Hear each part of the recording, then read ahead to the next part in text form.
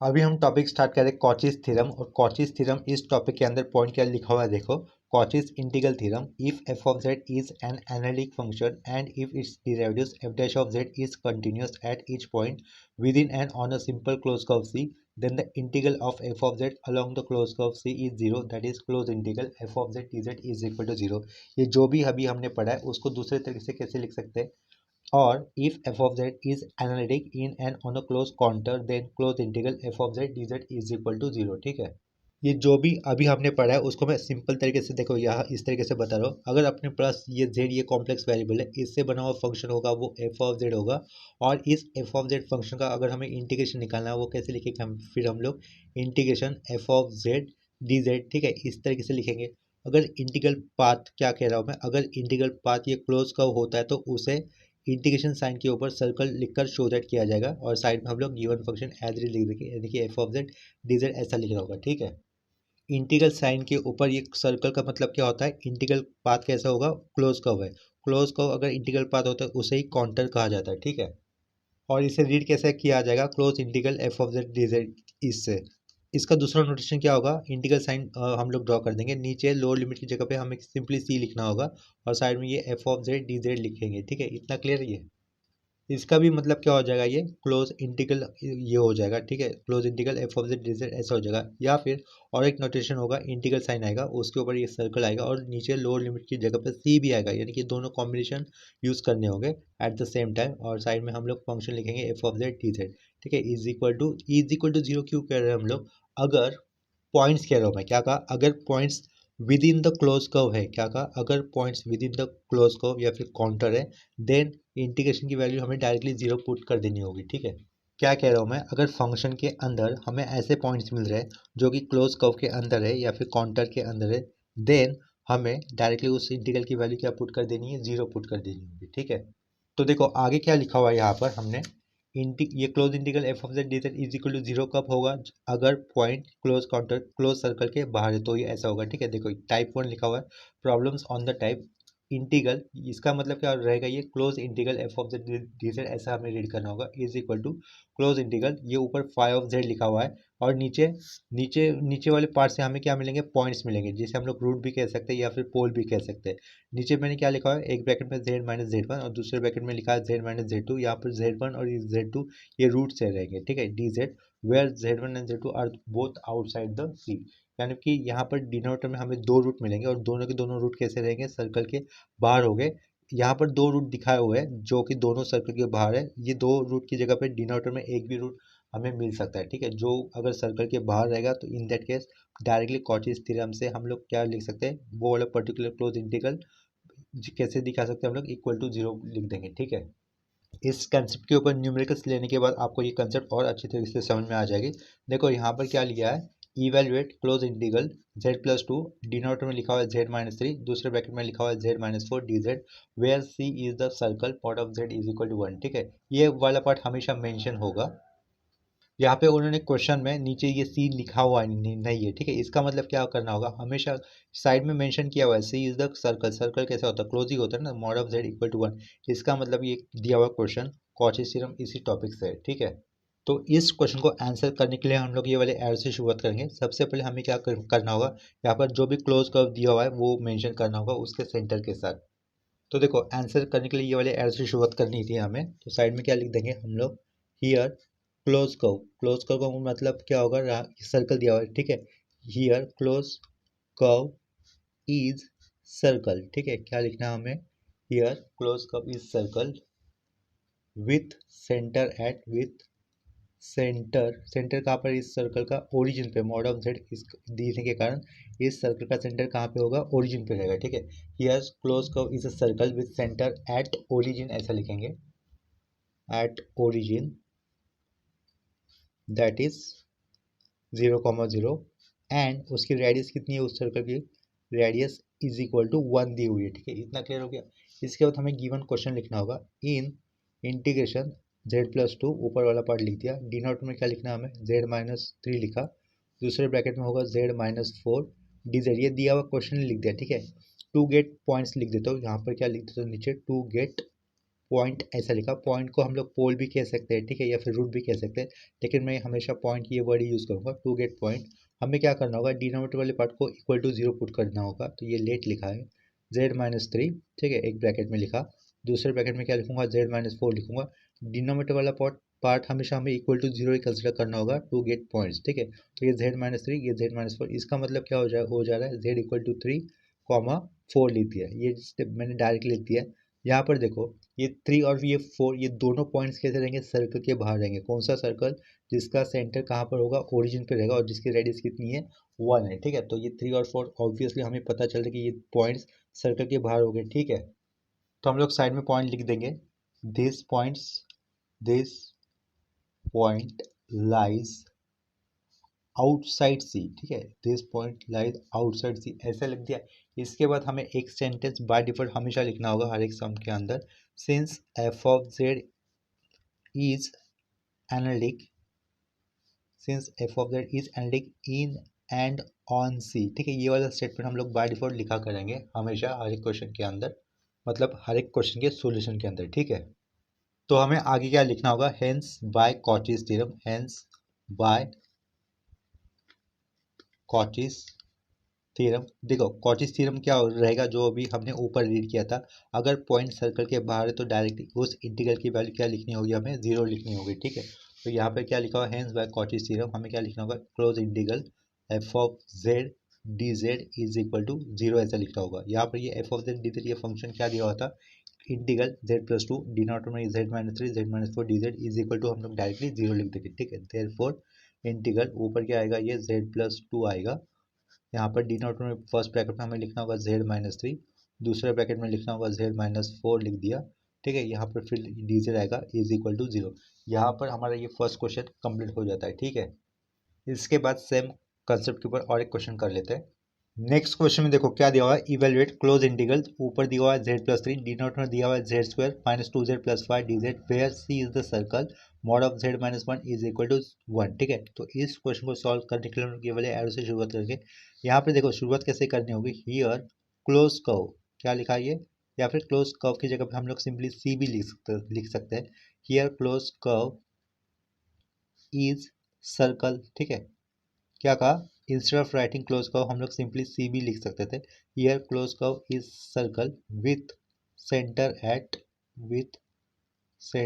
Eight देखो circle का equation क्या दिया हुआ है, मॉड ऑफ z-1, यहाँ पर z के साइड में कहीं पर भी आई नहीं आया है, ठीक है। z के साथ ये -1 ये रियल नंबर आया है, इसके कारण हमें ये -1 है, तो यहाँ पर सेंटर में x का पॉइंट क्या लेना होगा, 1 लेना होगा, और ये i के साथ कोई भी कोएफिशिएंट नहीं आया हुआ है, इसके कारण हमें इमेजिनरी वाला पार्ट नहीं दिया है, यानी कि y का कोऑर्डिनेट नहीं दिया है, ठीक है। तो वो हम लोग 0 कंसिडर कर लेंगे। Here close curve is circle with centre at 1,0 and radius कितनी हो जाएगी, रेडियस इज इक्वल टू 1, ठीक है। इतना क्लियर हो गया। इसके बाद हमें क्या करना होगा, टू गेट पॉइंट्स ऐसा हम लोग लिखेंगे, या फिर उससे पहले हम लोग लिख के फंक्शन को फिर से लिखना होगा। इन ये क्लोज इंटीग्रल लिखा, ऊपर क्या लिखा है, ये z+3 वाला पार्ट, नीचे क्या है, ये z² -2z+5, यहाँ पर क्या आ जाएगा dz, ठीक है। टू गेट पॉइंट्स ऐसा लिख देंगे फिर हम लोग नेक्स्ट स्टेप में, टू गेट पॉइंट ऐसा लिख दिया। टू गेट पॉइंट लिखने के बाद मुझे क्या करना होगा, डिनोमिनेटर वाले पार्ट को इक्वल टू 0 कंसिडर करना होगा, ठीक है। ये z² फिर -2z लिखा +5 इज इक्वल टू 0। अगर हम लोग इस क्वाड्रेटिक इक्वेशन को सॉल्व करते हैं तो हमें दो रूट्स मिलेंगे, that is z equal to, जिसके रियल रूट भी हो सकता है या फिर कॉम्प्लेक्स रूट भी हो सकता है, ठीक है। कैलसी से इसको सॉल्व कर लेते हैं। देखो इस क्वाड्रेटिक इक्वेशन को सॉल्व करने पर हमें कॉम्प्लेक्स रूट मिलेंगे। एक रूट रहेगा 1 - 2y और दूसरा रूट होगा 1 + 2y, ठीक है। दूसरा रूट होगा 1 + 2y, 1 + 2y लिखा हुआ है और साइड में क्या होगा 1 - 2y ऐसा रहेगा, ठीक है।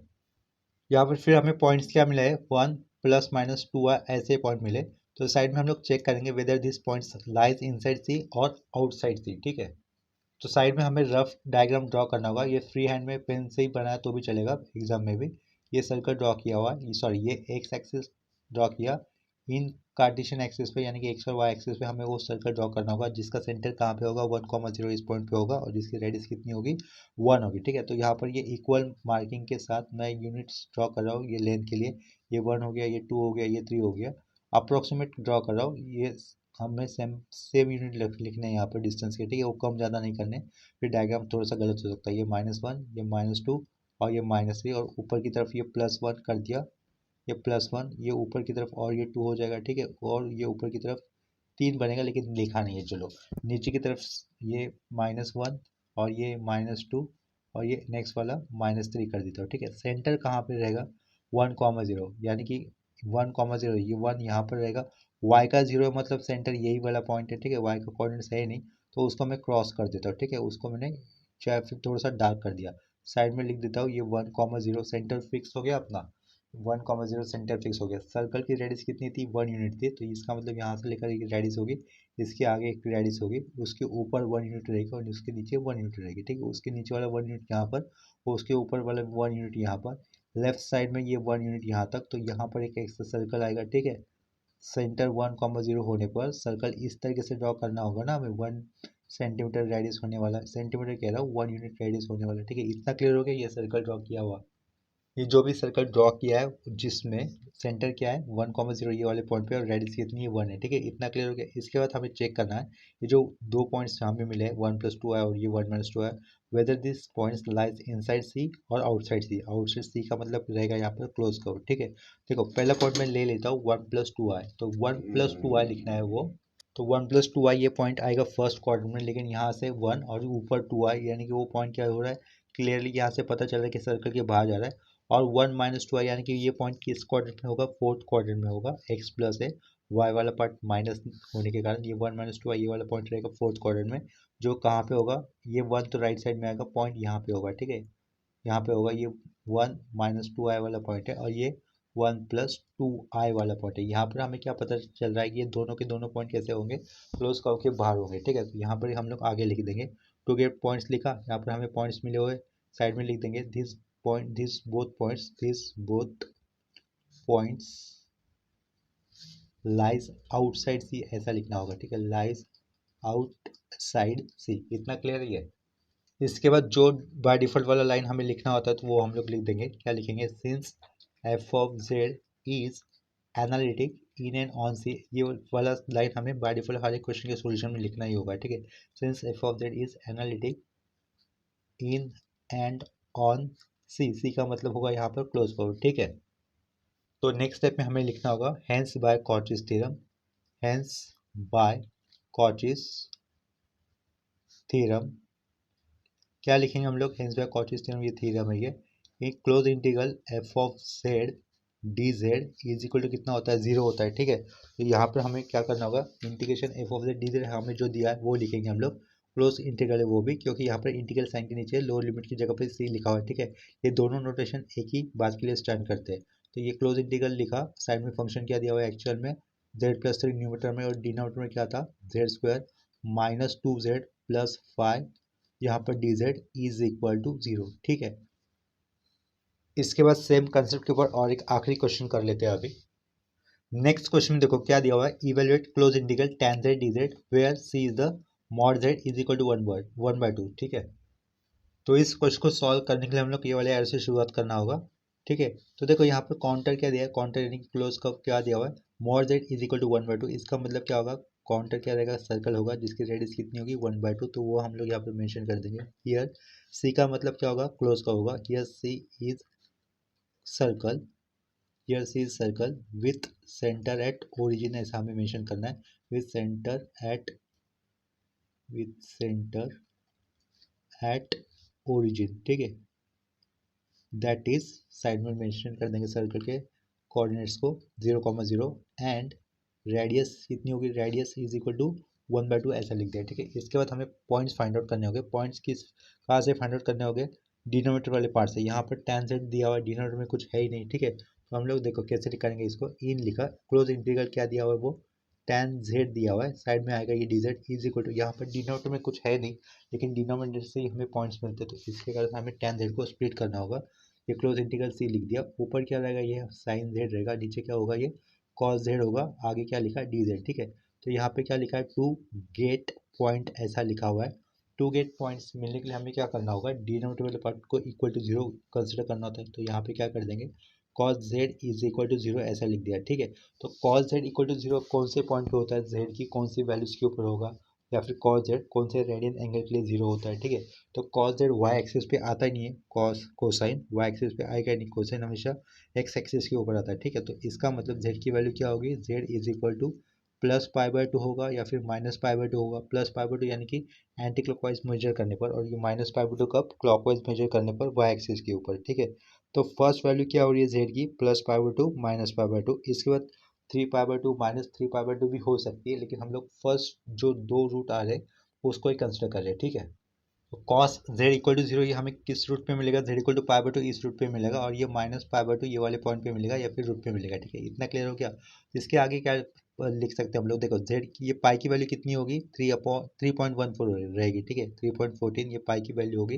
अपॉन में अगर हम लोग उसको 2 कर देंगे यानी कि डिवाइड बाय 2 कर देंगे तो वो वैल्यू कितनी हो जाएगी, 1.57, ठीक है। तो 1.57 ये वाला पॉइंट ऑब्वियसली हमें क्या पता चल रहा है, जेड इक्वल टू मतलब सॉरी आर इक्वल टू 1/2, ये रेडियस के बाहर ही होगा। 1/2 रेडियस मतलब कितना, 0.5, तो 0.5 से पाई अपॉन टू वाला वैल्यू ज़्यादा होगा। इसका मतलब ये दोनों पॉइंट्स कैसे रहेंगे, काउंटर के बाहर, काउंटर यानी कि क्लोज सर्कल के बाहर ही हो गए, ठीक है।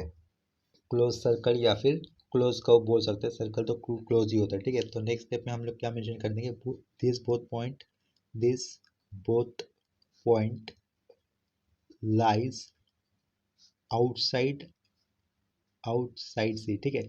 इसके बाद हमें बाय डिफॉल्ट आने वाला सेंटेंस लिखना होगा, वो क्या रहेगा, since F of Z is analytic in and on C, is analytic in and on C, ठीक है। इसके बाद हमें क्या लिखना है, by Cauchy's theorem, hence by Cauchy's theorem ऐसा लिखना होगा, hence hence by Cauchy's theorem, ठीक है। हम लोग क्या लिखते हैं, hence by Cauchy's theorem integral, ये क्लोज इंटीग्रल लिखा, F of Z d Z equal to zero, F of z d z equal to zero ऐसा हमें लिखना होगा, ठीक है।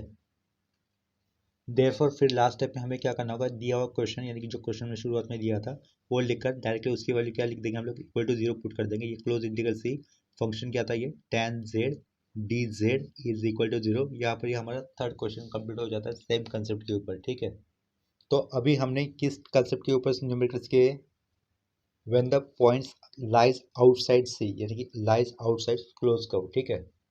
In that case by Cauchy's theorem वो वाली पर्टिकुलर इंटीग्रल की वैल्यू क्या हो जाएगी, डायरेक्टली जीरो हो जाएगी। तो आज का लिया हुआ कंसेप्ट बहुत ही इजी था। नेक्स्ट लेक्चर में हम लोग दूसरे टाइप का कंसेप्ट करेंगे। ये वाले कंसेप्ट के प्रॉब्लम्स एग्जाम में पूछे जाने के चांसेस बहुत ही कम है, ठीक है। कॉचीज थ्योरम इस टॉपिक से एग्जाम में एक क्वेश्चन पक्का आ सकता है। तो अभी के लिए ये लेक्चर यहीं पे स्टॉप करते हैं, मिलते हैं नेक्स्ट लेक्चर में, तब तक के लिए बाय एंड टेक केयर।